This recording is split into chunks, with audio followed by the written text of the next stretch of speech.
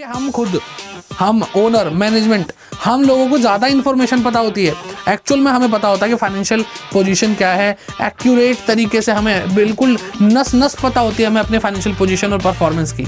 वैसे थ्योरी ही है लेकिन ये कंसेप्चुअल थ्योरी है कि ऐसा क्या है जिससे आप फाइनेंशियल स्टेटमेंट को एनालाइज कर पाओगे। इसलिए हम उसको कंपेयर नहीं कर सकते कंपैरेटिव में। लेकिन यहाँ कॉमन साइज की बात हम कर रहे हैं, तो कॉमन साइज को हम वर्टिकल एनालिसिस इसलिए बोल रहे हैं क्योंकि हम इसको कॉमन बेस पे ले आते हैं। Hello everyone, welcome to commerce Adda 24/7। My name is Aman Mehta और चलिए पढ़ना शुरू करते हैं आज एक और प्यारा चैप्टर जिसका नाम है फाइनेंशियल स्टेटमेंट एनालिसिस। और वो भी हम चैप्टर पढ़ने वाले हैं वन शॉट के अंदर, तो पूरी वीडियो ध्यान से देखिए। आप लोगों के लिए ये चैप्टर बहुत इंपॉर्टेंट हो सकता है। रीजन क्या है इसका कि ये आसान चैप्टर और आपको मार्क्स भी दे देगा, तो इसलिए इसको एंड तक देखिए। इससे पहला चैप्टर जो हमने पढ़ा था वो तो financial statement of a company, तो उसी फाइनेंशियल स्टेटमेंट को हम क्या करने वाले हैं, अब एनालाइज करने वाले हैं। और किस तरीके से एनालाइज करते हैं, क्या टूल्स होते हैं, उसके बारे में आज इस वीडियो में बात होने वाली है।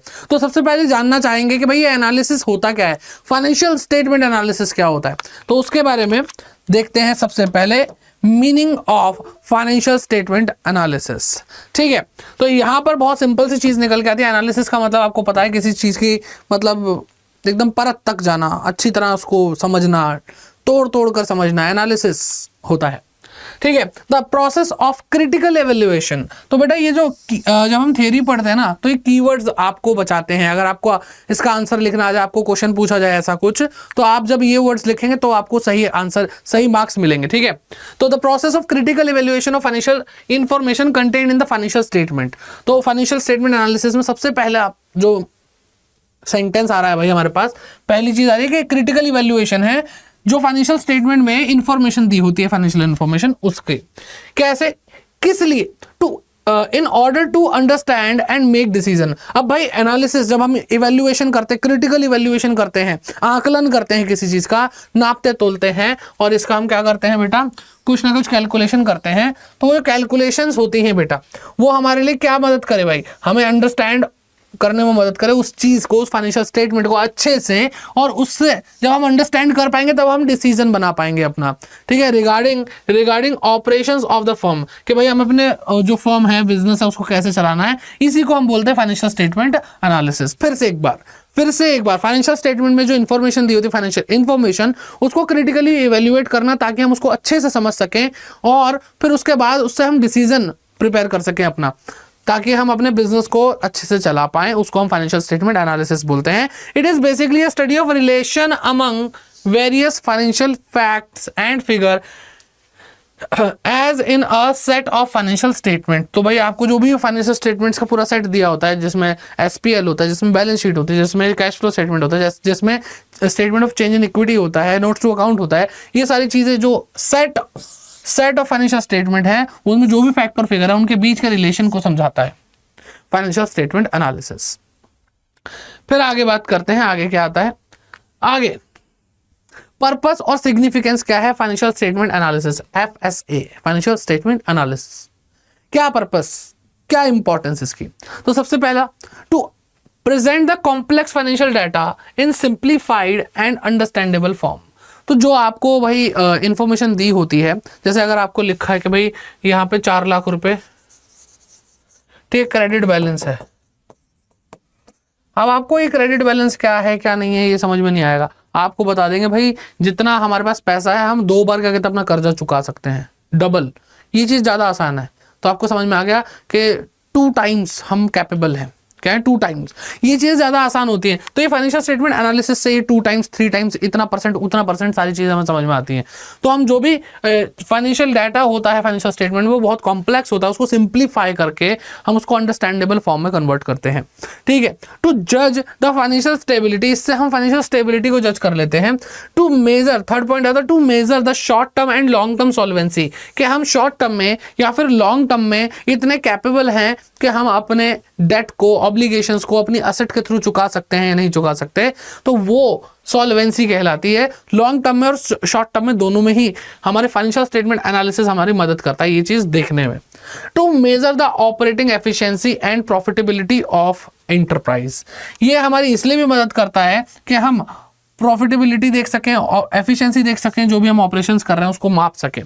ठीक है, तो कंपेयर इंट्रा फर्म पोजीशन, हम इससे intra firm, inter firm position and pattern position जो इंडस्ट्री में चल रहा है वो समझ पाते हैं और मेजर कर पाते हैं, कंपैरिजन कर पाते हैं। ठीक है, तो इंट्रा फर्म और इंटर फर्म क्या है? इंट्रा फर्म का मतलब होता है खुद से खुद को कंपेयर करना। दैट मींस कि हम अलग अलग टाइम पीरियड में खुद की ही परफॉर्मेंस को चेक कर रहे हैं। ठीक, फिर आता है इंटर फर्म। इंटर फर्म का मतलब क्या है? समय एक ही है, आज के समय में मैं और सामने वाली कंपनी, हमारा और कॉम्पिटिटर कोई और है, तो वो कैसे काम कर रहा है, यानी दूसरों से अपने आप को कंपेयर करना, खुद से खुद को कंपेयर करना, दूसरों से अपने आप को कंपेयर करना। 6 point, to assess the future prospect of the enterprise. भाई फ्यूचर कैसा दिखता है, हम उससे फ्यूचर कैसा मतलब हो सकता है उसको हम माप सकते हैं, देख सकते हैं, अंदाजा लगा सकते हैं, अनुमान लगा सकते हैं फाइनेंशियल स्टेटमेंट एनालिसिस के थ्रू।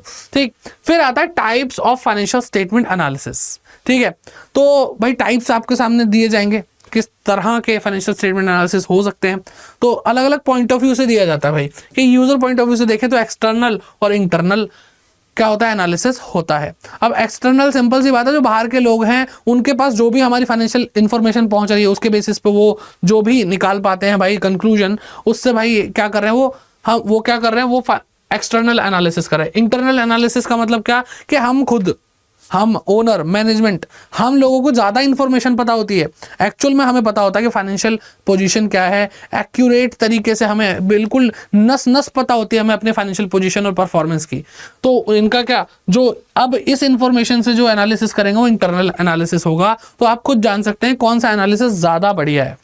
ठीक है, लेकिन वही है कि भाई कुछ कर नहीं सकते, जो पब्लिक है, पब्लिक को तो सब कुछ हम बता नहीं देंगे, तो उनको जितने भी इंफॉर्मेशन मिलेगी उससे वो एक्सटर्नल एनालिसिस ही कर सकते हैं। तो parties, person who do not have access to detailed record, जिनका डिटेल्ड रिकॉर्ड नहीं है, सारी बातें नहीं है, तो वो क्या करते हैं बेटा, एक्सटर्नल एनालिसिस करते हैं। They depend on the published account.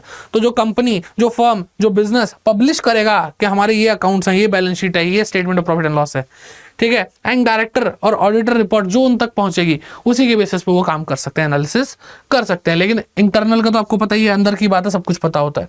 ठीक है, तो ये कौन करता है बेटा, मैनेजमेंट करता है।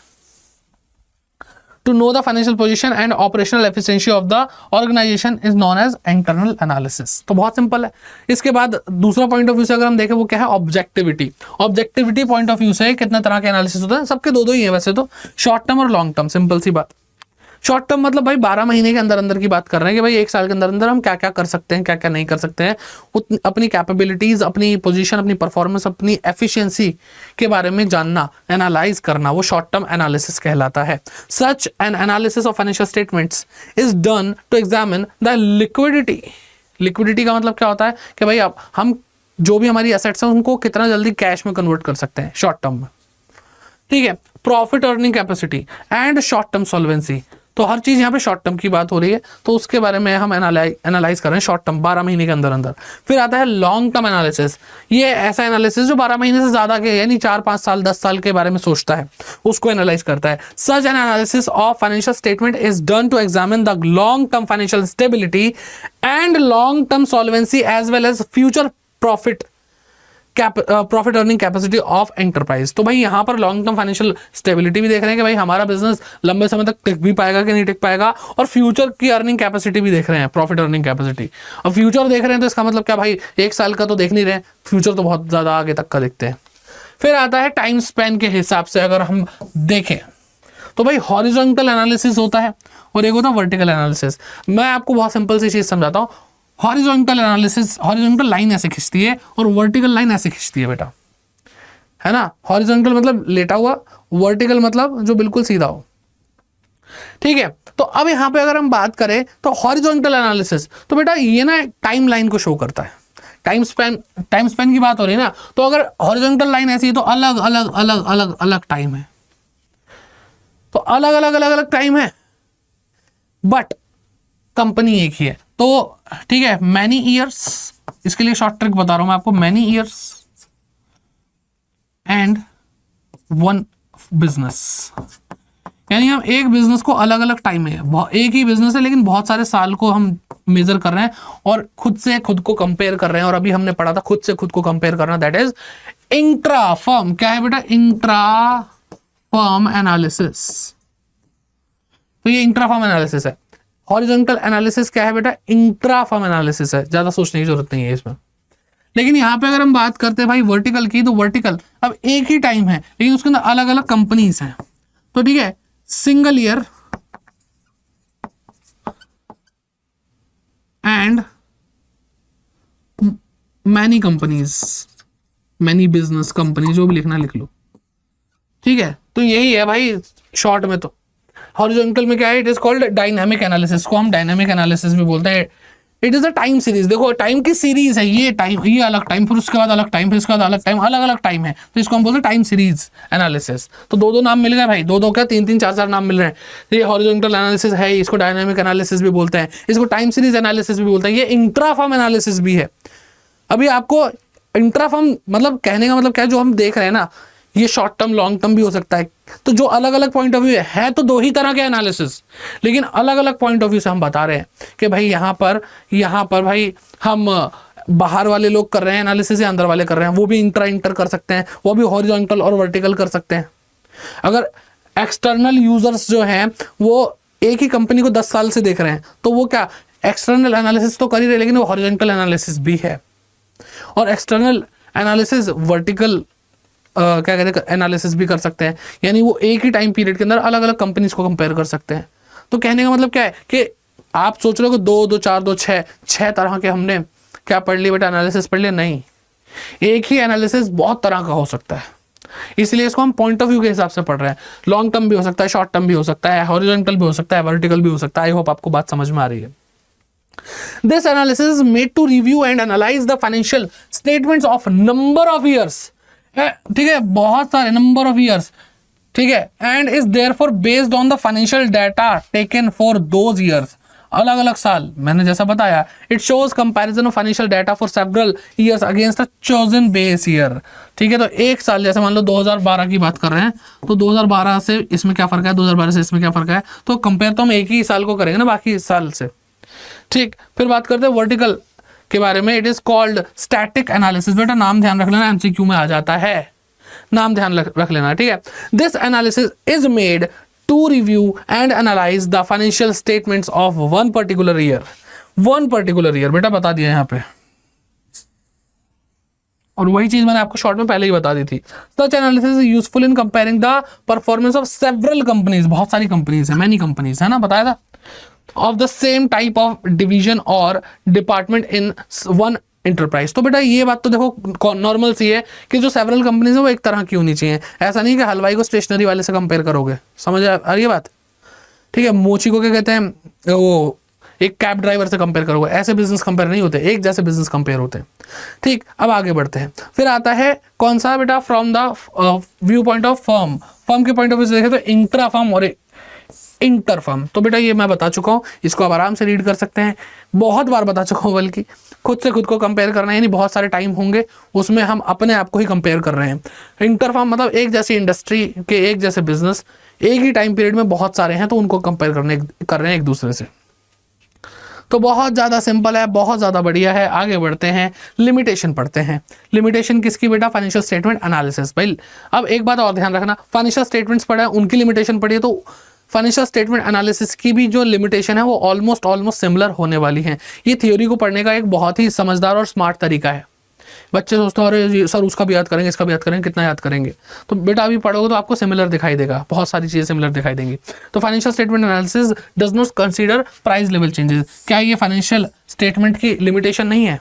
तो फाइनेंशियल स्टेटमेंट एनालिसिस की भी तो लिमिटेशन यही होगी। तो वो प्राइस लेवल चेंज, जो प्राइस में चेंजेस आते हैं उसको नहीं कंसीडर करता। Financial statement analysis may be misleading without the knowledge of the changes in the accounting procedure followed by a firm. तो भाई कोई फर्म है, कोई बिजनेस है, वो अकाउंटिंग प्रोसीजर क्या फॉलो कर रही, क्या चेंज कर रही है, उसके बिना भाई हमें कैसे पता चलेगा?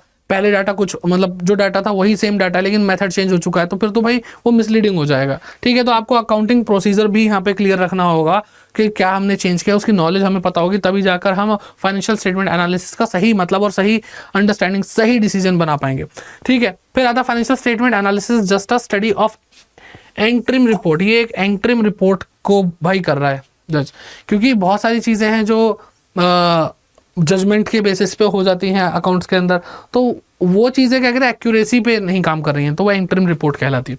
ठीक है, monetary information alone is considered in financial analysis while non monetary aspect are ignored. तो भाई क्वालिटी वगैरह की बात नहीं करते, क्योंकि क्वालिटी को पैसे में मेजर नहीं किया जा सकता, सिर्फ यहाँ पे मॉनेटरी इन्फॉर्मेशन को ही कंसीडर कर रहे हैं। फिर आता है fifth point, the financial statements are prepared on the basis of on going concept. ये एक ऑन गोइंग कंसेप्ट पे काम करता है, जिसको हम गोइंग कंसर्न भी बोलते हैं। Such as it does not reflect the current position. तो ये करंट पोजीशन को नहीं दिखाता। ऑन गोइंग का मतलब क्या हो गया, फ्यूचर में अगर आपको कोई मतलब लॉस दिख रहा है तो आप उसको आज ही कंसीडर कर रहे हो, ये मानते हुए कि आपका बिजनेस तो चलता ही रहेगा, लेकिन वो फ्यूचर का जो लॉस है वो आज हम कंसीडर कर रहे हैं, तो एक्चुअल में आज तो कुछ ऐसा चेंज नहीं हुआ, तो जो करंट पोजीशन है वो सही से नहीं रिफ्लेक्ट हो रही है। फिर बात करते हैं पार्टीज जो इंटरेस्टेड होती हैं फाइनेंशियल स्टेटमेंट एनालिसिस में। ये हमने पहले भी यूजर्स पढ़े थे, तो सेम ऑलमोस्ट वही है, एक आध चीज़ एक्स्ट्रा हो जाएगी, लेकिन उसी को हमने थोड़ा डिटेल में देखना है। अब फाइनेंस मैनेजर बोलो, फाइनेंस मैनेजर बोलो या मैनेजमेंट बोलो, हमने मैनेजमेंट पहले पढ़ा हुआ, तो फाइनेंस मैनेजर को बहुत जरूरत होती है। जो हमारे क्रेडिटर होते हैं, इन्वेस्टर होते हैं, गवर्नमेंट के लिए मैंने आपको पता था, जो हमारी टैक्स अथॉरिटीज होती हैं जो टैक्स कैलकुलेट करती है, चाहे जीएसटी हो चाहे इनकम टैक्स हो, वो सारे लोग, कस्टमर है, रिसर्चर्स हैं, मैनेजमेंट देखो फिर से आ गया, बैंकर्स एंड लेंडर जो हमें उधार देते हैं, लोन वगैरह देते हैं, लेबर यूनियंस हो गई, रेगुलेटरी अथॉरिटीज़ हो गई, टैक्स अथॉरिटीज़। देखो अब गवर्नमेंट के अंदर और भी चीज़ें आती हैं, तो ये भी गवर्नमेंट का ही तो पार्ट है, और अदर पार्टीज़ हैं, ऐसे तो बहुत कुछ हो सकता है। तो ये सारी पार्टीज़ हैं जो बहुत ज़्यादा फाइनेंशियल स्टेटमेंट एनालिसिस में इंटरेस्टेड होती हैं। फिर टूल्स के बारे में अगर हम बात करते हैं, तो ऐसे कौन से टूल हैं जिससे एनालिसिस कर पाते हैं हम। मतलब अभी तक तो हम थ्योरी पढ़ रहे थे, अब वैसे थ्योरी ही है लेकिन ये कंसेप्चुअल थ्योरी है कि ऐसा क्या है जिससे आप फाइनेंशियल स्टेटमेंट को एनालाइज कर पाओगे। तो भाई देखो, कंपैरेटिव स्टेटमेंट बनाकर कर सकते हो, कॉमन साइज स्टेटमेंट बनाकर कर सकते हो, रेशियो एनालिसिस कर सकते हो, या फिर आप कैश फ्लो स्टेटमेंट कर सकते हो। तो ये बेटा इसके बाद चैप्टर आएगा, और इसके बाद चैप्टर आएगा, ये नेक्स्ट चैप्टर्स हैं, ये नेक्स्ट चैप्टर्स हैं। तो सर ये दोनों बेटा ये इसी चैप्टर में पढ़ेंगे हम, ये दोनों ही कंपैरेटिव स्टेटमेंट और कॉमन साइज स्टेटमेंट पढ़ेंगे। ठीक है, तो वैसे आपके बुक के अंदर 2 चैप्टर हो सकते हैं, लेकिन मैंने इसको एक ही कर दिया है, क्योंकि दोनों चीज़ें भाई एक ही काम कर रही हैं, और बहुत छोटे छोटे चैप्टर हो जाते हैं, तो एक मिला करके एक बढ़िया वाला है ना, हंसता खेलता मोटा ताजा मैंने एक चैप्टर बनाया है, और दोनों एक ही है। मैं तो कहता हूँ रेशियो एनालिसिस और कैश फ्लो स्टेटमेंट को भी इसी में मिला दो, क्योंकि है तो ये फाइनेंशियल स्टेटमेंट एनालिसिस ही ना, बट बहुत ज़्यादा हो जाएगा वो। ठीक है, तो इसलिए इन चैप्टर को अलग रखा है, और ये 2 चीज़ें हम इसको इंक्लूड करके इस चैप्टर में पढ़ रहे हैं। तो कंपैरेटिव स्टेटमेंट पढ़ते हैं क्या होती है। तो कंपैरेटिव स्टेटमेंट यानी स्टेटमेंट ऐसी बनाओ कि कंपैरिजन हो पाए, ऑब्वियसली नाम से तो यही समझ में आ रहा है। Comparative statement is an art of presenting financial statement. तो ये एक तरीका है भाई कि इनकम स्टेटमेंट को हम बैलेंस शीट को कैसे क्या कर सकते हैं बेटा, प्रेजेंट कर सकते हैं ऑफ 2 और मोर ईयर्स। तो बेटा हम 2 या 2 से ज़्यादा साल के इन्फॉर्मेशन को अगर एक ही बैलेंस शीट में बना दें, जैसे अगर आप बैलेंस शीट बनाते थे तो आपने जैसे एक साल का बनाया, तो मैं कहता हूँ 2 साल का कॉलम बनाओ, ईयर 1 और ईयर 2। तो अब भाई दोनों चीज़ें, जैसे मान लो यहाँ पे बैलेंस शीट है, तो यहाँ पे फिक्स्ड एसेट लिखी है, यहाँ पे फिक्स्ड एसेट लिखी है, तो आप देख पाओगे कि भाई पिछले साल और इस साल में फिक्स्ड एसेट में क्या चेंजेस आए। ठीक है, तो कंपैरेटिव स्टेटमेंट बन गई। अभी आपको प्रॉपर फॉर्मेट के साथ दिखाई देंगे, ये सारी चीजें टेंशन ना लो, है ना। इससे हम क्या कर पाते हैं बेटा, ये हेल्प करता है हमारी to asset the weak and strong points of the business entity. It may relate to different period, ये अलग अलग पीरियड से क्या करता है बेटा, रिलेट करता है, इंट्रा फर्म कंपैरिजन में काम आता है, और डिफरेंट फर्म को भी कंपेयर करने में काम आता है, जो जिसको हम क्या बोलते हैं, इंटर फर्म। ठीक है, देखो एक बार पढ़ा लेकिन कितना फायदा हो रहा है, बार बार वो चीज घूम घूम के आ रही है। Okay, comparative statement analysis also known as horizontal analysis. तो बेटा ये जो कंपैरेटिव स्टेटमेंट हम बना रहे हैं, कंपैरेटिव स्टेटमेंट एनालिसिस जो हम करने वाले हैं, वो एक तरह का हॉरिजॉन्टल एनालिसिस ही है। हॉरिजॉन्टल यानी अलग अलग टाइम आ रहे हैं। ठीक है, टाइम सीरीज है ये। क्या है बेटा, ये टाइम सीरीज है, इसको हम क्या बोलते हैं, डायनामिक एनालिसिस भी बोलते हैं। रिवीजन करते रहो ऐसे। आ जाओ भाई आगे। अब कंपैरेटिव स्टेटमेंट कैसे होता है भाई, कैसे बनती है ये। तो बेटा सिंपल सी चीज़ है, पहले एक एब्सोल्यूट फिगर होता है, फिर 2 एब्सोल्यूट फिगर होते हैं। ठीक है, 2 साल के, 2 से ज़्यादा साल के, उन दोनों का डिफरेंस देखते हैं कि भाई अगर फिक्स एसेट 1 लाख थी पिछले साल, अब 2 लाख हो गई, दैट मीन्स 1 लाख रुपए इंक्रीज हो गया। तो एब्सोल्यूट फिगर 1 लाख और 2 लाख, उन दोनों को लिखते हैं। फिर उन दोनों के बीच में एब्सोल्यूट चेंज देखते हैं कि भाई कितना बदल गया। ठीक है, तो 1 लाख का चेंज आया, फिर उस 1 लाख के चेंज को, मतलब चेंज को परसेंट में कन्वर्ट करते हैं, चेंज को बेटा परसेंट में कन्वर्ट करते हैं। सर सुनने में मजा नहीं आ रहा, हाँ बेटा अभी दिखाएंगे आपको, ये फॉर्मेट प्रॉपर दिखाएंगे। ठीक, अब देखो ऑब्जेक्टिव देख लेते हैं भाई, क्या क्या ऑब्जेक्टिव है कंपैरेटिव स्टेटमेंट के और टाइप्स ऑफ कंपैरेटिव स्टेटमेंट, बहुत आसान है। तो ऑब्जेक्टिव क्या है, to know the nature of change, हमें नेचर देखना है चेंज का जो इन्फ्लुएंस कर रहा है फाइनेंशियल पोजीशन को। To know the weakness and soundness about liquidity, profitability, solvency. तो हमारी ये वीकनेस और साउंडनेस को भाई फोकस में लाता है, उसको जानने में मदद करता है। लिक्विडिटी किसके बारे में, लिक्विडिटी के बारे में, प्रॉफिटेबिलिटी के बारे में, सॉल्वेंसी के बारे में। और ये हमें फोरकास्ट और प्लानिंग में मदद करता है। फोरकास्ट मतलब फ्यूचर को थोड़ा अनुमान लगा लेना, और प्लान मतलब प्लान, तो आपको पता है, ये बिजनेस वाले सर ने पढ़ा है आपको। ओके, फिर टाइप्स के बारे में बात करते हैं, कंपैरेटिव स्टेटमेंट। तो भाई स्टेटमेंट क्या होती है, बेसिकली हम दो बना रहे हैं, कैश फ्लो तो हम इसमें पढ़ नहीं रहे हैं, तो दो हो गई, एक comparative statement of profit and loss, एक कंपैरेटिव बैलेंस शीट। ठीक है, तो यही तो दो पढ़ते हैं, तो वही सारी चीजें बेटा आपको देखने को मिल रही है, comparative statement profit and loss और कंपैरेटिव बैलेंस शीट। तो चलो अब comparative statement profit and loss यानी कंपैरेटिव एसपीएल देखते हैं। तो नाम ही इसका comparative statement profit and loss है। It shows the operating result, ये हमें ऑपरेटिंग रिजल्ट बताता है, इसका मतलब नेट प्रॉफिट या नेट लॉस बताता है फॉर 2 और मोर ईयर। अब कंपैरेटिव है तो 2 या 2 से ज्यादा साल होंगे ही। अगर ये comparative statement profit and loss ना होता, सिर्फ स्टेटमेंट प्रॉफिट एंड लॉस होता, तो 1 साल के बारे में ही बात करता। ठीक है, अकाउंटिंग पीरियड के बारे में बात करा, so that changes in the absolute amount and percentage may be non. तो जो चेंज है उसका एब्सोल्यूट अमाउंट क्या है और इसका परसेंटेज क्या है। कहने एब्सोल्यूट का मतलब क्या कि मेरे पास 5 रुपए थे, अब 2 रुपए रह गए, तो 3 रुपए कम हुए, तो जितना ये 3 रुपए कम हुआ इसकी परसेंटेज भी बताओ। चलो, तो इस तरह की आपको comparative statement profit and loss दिखता है बेटा। ये आपको फॉर्मेट पहले भी बताया गया था, कैसा कैसा कैसा होता है। तो रेवेन्यू फ्रॉम ऑपरेशन उसमें ऐड करता है अदर इनकम, फिर आती है टोटल रेवेन्यू, फिर एक्सपेंसेस सारे लिखते हैं, वो टोटल एक्सपेंस आता है, फिर टोटल रेवेन्यू को टोटल एक्सपेंसेस से माइनस करके प्रॉफिट बिफोर टैक्स आता है, फिर उसमें टैक्स माइनस होता है, फिर माइनस होने के बाद प्रॉफिट आफ्टर टैक्स आता है। ये तो काम की चीज़ अब नहीं है क्योंकि हम पहले पढ़ चुके हैं। इस बार काम की चीज़ ये है कि देखो बेटा, प्रीवियस ईयर का दिया है और करंट ईयर का आपको अमाउंट दिया है कि प्रीवियस ईयर में रेवेन्यू फ्रॉम ऑपरेशन क्या था और करंट ईयर में क्या है, अदर इनकम क्या थी और इधर अदर इनकम क्या है, ऐसे एक्सपेंसेस क्या थे। तो अब जैसे मान लो यहाँ पे बेटा 1 लाख था, अब 1,50,000 हो गया। तो बेटा एब्सोल्यूट चेंज कितना है, सिर्फ 50,000 रुपये का है सर। अब 50,000 का आया ना, अब 50,000 का आया तो उसको परसेंटेज में भी यहाँ पे कन्वर्ट कर लेंगे। तो ऐसे हर एक चीज़ को हम कन्वर्ट करते चलेंगे। यहाँ पे मेन ये कॉलम याद रखना है, ये तो कॉलम है ही, ये कॉलम याद रखो, प्रीवियस ईयर का अमाउंट, करंट ईयर का अमाउंट, इन दोनों के बीच में डिफरेंस एब्सोल्यूट और उसका चेंज करना। क्वेश्चन करेंगे, प्रैक्टिस करेंगे प्रॉपर अच्छे से, बहुत आसान क्वेश्चन है। ठीक है, अब बात करते हैं कंपैरेटिव बैलेंस शीट के बारे में। कंपैरेटिव बैलेंस शीट सर वही है, बैलेंस शीट असेट और लायबिलिटी के बारे में बात कर रहे हैं। कंपैरेटिव तो 2 या 2 से ज़्यादा साल के लिए होगी। ठीक है, इससे हमें क्या पता चलता है, इससे हमें फाइनेंशियल पोजीशन पता चलती है, और इसमें कंपैरेटिव है, इस वजह से हम इसका एब्सोल्यूट अमाउंट का चेंज देख रहे हैं और उसको परसेंटेज में भी देख रहे हैं। अब तो सिंपल है। तो बेटा देखो वही बैलेंस शीट है जो बहुत ज़्यादा बड़ी होती है।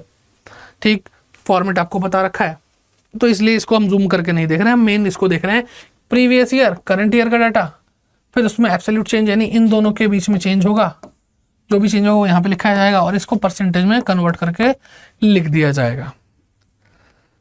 ठीक है भाई, ठीक है, आसान है, बढ़िया है। अब हमेशा ध्यान रखना, जब भी परसेंटेज में कन्वर्ट कर रहे हैं, चाहे आप कंपैरेटिव एसपीएल में कर रहे हैं, चाहे आप कंपैरेटिव बैलेंस शीट में कर रहे हैं, तो जो प्रीवियस ईयर होता है वो बेस होता है। बेस मतलब वो नीचे लिखा जाता है और जो चेंज होता है वो ऊपर लिखा जाता है, फिर 100 से मल्टीप्लाई होती है तो परसेंटेज में कन्वर्ट हो जाता है। अब बात करते हैं कॉमन साइज स्टेटमेंट की। ठीक है, कॉमन साइज स्टेटमेंट क्या होता है। कॉमन साइज का मतलब क्या है कि चाहे कोई कितना भी अलग अलग अमाउंट, उनको कॉमन बना देना। जैसे कॉमन कैसे बनेगा कि मान लो भाई मैं कमाता हूं हजारों में, आप कमाते हो लाखों में। ठीक है, लेकिन आपकी इनकम भी आपके लिए 100% है और मेरी इनकम भी मेरे लिए 100% है। तो जैसे ही मैंने इसको कंपेयर किया, मतलब इसको कन्वर्ट किया परसेंटेज में, तो दोनों 100% हो गए। अब मैं 1,000 रुपये कमाता था और मेरी इनकम 1,200 रुपये हो गई, तो मेरे 200 रुपये बढ़ गए। बेटा कितना परसेंट इंक्रीमेंट हुआ, 20%। आप 1 लाख रुपए कमाते थे, आपके 1,10,000 हो गए, तो आपके 10,000 बढ़े हैं, मेरे सिर्फ 200 रुपये बढ़े हैं, लेकिन फिर भी मेरा जो इंक्रीमेंट है वो ज़्यादा है आपसे। क्यों? क्योंकि आपका इंक्रीमेंट 10% है। तो जैसे ही मैंने परसेंटेज में कन्वर्ट करा तो वो कॉमन साइज आ गया, तो एक्चुअल परसेंटेज देखी जा रही है, यहाँ पे एब्सोल्यूट अमाउंट नहीं देखा जा रहा। ठीक है, तो वही चीज़ें यहाँ पे आपको बताई जाएंगी, इसको हम वर्टिकल एनालिसिस बोलते हैं, ध्यान रखना। कंपैरेटिव क्या है बेटा, हॉरिजॉन्टल, और कॉमन साइज क्या है बेटा, वर्टिकल एनालिसिस है। ठीक है, यहाँ पे भी 2 या 2 से ज्यादा साल लिखे जाएंगे, कोई दिक्कत नहीं है। और यहाँ पे होगा क्या बेटा, एब्सोल्यूट फिगर दे रखे होंगे, एब्सोल्यूट फिगर को हमें कैसे बेटा परसेंटेज में ही चेंज कर देना है, हमें माइनस नहीं करना, हमें इनका डिफरेंस नहीं निकालना, एब्सोल्यूट फिगर लेने हैं, उनको परसेंटेज में कन्वर्ट करना है। इसका ऑब्जेक्टिव क्या है, to present the changes in various item of the asset and liability in relation to total of the balance sheet. ठीक है, तो हम क्या करते हैं, जो वेरियस आइटम्स है असेट और लायबिलिटी की, उसको हम टोटल बैलेंस शीट के टोटल से कंपेयर करते हैं और उसके बेसिस पे उसको परसेंटेज में कन्वर्ट करते हैं। ठीक है, एक चीज़ और आप देखो, इसको हमने बोला कि भाई एक वर्टिकल एनालिसिस है, यानी एक टाइम अलग अलग कंपनीज। तो भाई देखो अलग अलग कंपनीज है तो इनका जो लेवल है, कोई 1 करोड़ रुपए कमाती है, कोई कंपनी 1 लाख रुपए कमाती है, तो इसलिए हम उसको कंपेयर नहीं कर सकते कंपैरेटिव में। लेकिन यहाँ कॉमन साइज की बात हम कर रहे हैं, तो कॉमन साइज को हम वर्टिकल एनालिसिस इसलिए बोल रहे हैं क्योंकि हम इसको कॉमन बेस पे ले आते हैं, तभी तो हम कंपेयर कर सकते हैं, नहीं तो वर्टिकल एनालिसिस पॉसिबल हो ही नहीं पाता। ठीक, आ जाओ जी। To present the changes in the various items of SPL in relation to revenue from operation. तो बेटा जब भी हमें परसेंटेज में चेंज करना है, क्योंकि यहाँ पे मेन खेल कॉमन साइज बनाने का है, यानी परसेंटेज में कन्वर्ट करने का। कॉमन साइज मतलब परसेंटेज में कन्वर्ट करने का है। वहां पे हम सिर्फ चेंज जो हो रहा था कंपैरेटिव स्टेटमेंट में, जो डिफरेंस आ रहा था 2 अमाउंट के बीच में, उसको कन्वर्ट कर देते परसेंटेज में ना। यहाँ पे हम क्या करने वाले हैं, यहाँ पे हम जो अमाउंट है उसका डिफरेंस लेना, दोनों ही अमाउंट को परसेंटेज में कन्वर्ट करके देखेंगे। ठीक है, तो जब परसेंटेज में कन्वर्ट करेंगे तो किसी एसेट लायबिलिटी को तो बैलेंस शीट के टोटल के हिसाब से करेंगे। और अगर एसपीएल की बात करें तो कोई भी एक्सपेंस हो, इनकम हो, तो उसको हम रेवेन्यू फ्रॉम ऑपरेशन के हिसाब से करेंगे कन्वर्ट, यानी हमारा रेवेन्यू फ्रॉम ऑपरेशन यहाँ पे 100% होगा। ठीक है, और बैलेंस शीट का टोटल बैलेंस शीट के केस में 100% है। ठीक, okay. To establish relation of the different items of balance sheet with total asset and liability so that the important conclusion can be drawn to provide a common base for comparison। और common base बेटा बन पाता है जब हम common size statement use करते हैं। अब टाइप्स की बात करें तो भाई common size SPL, common size balance sheet, ये तो मतलब मजाक ही है पढ़ना कि भाई कितने टाइप के होते हैं। अच्छा, कॉमन साइज एसपीएल के बारे में बात करते हैं तो भाई रेवेन्यू फ्रॉम ऑपरेशन को 100 मानते हैं, मैंने जैसा कि आपको बताया, और other amounts are expressed as percentage of revenue from operation. जो हमारे रेवेन्यू फ्रॉम ऑपरेशन उसको 100% मानेंगे, और बाकी सारी चीज़ें भी जो हैं उनको हम इसी के रिलेशन में हम एक्सप्रेस करना चाहेंगे। ठीक है, फिर अब इसको देखें। अब यहाँ पे देखो बेटा 2 कॉलम है, 2 कॉलम मतलब 1 और 1 2। अब इसके अंदर इस एक कॉलम के अंदर 2 सब कॉलम है, और यहाँ पे भी।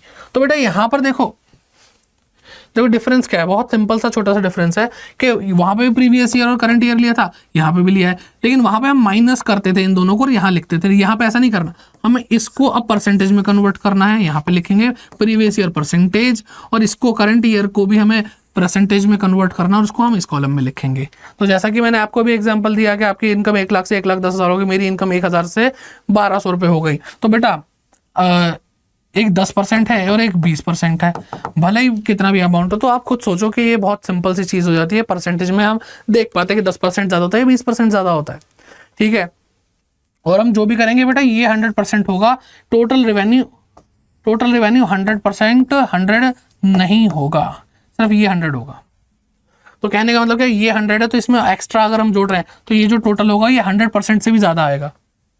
ठीक है, चलो इसके क्वेश्चन बहुत आसान होते हैं बेटा। इस लेक्चर के बाद अगर आप एक बार देख लेंगे अपनी बुक के अंदर इलस्ट्रेशंस वगैरह तो बहुत आसान हो जाएंगे। और अगर प्रैक्टिस आपको करनी है तो भाई एक बार आप हमें कमेंट बॉक्स में कमेंट करके जरूर बताइए कि आपको कौन से चैप्टर की प्रैक्टिस करनी है।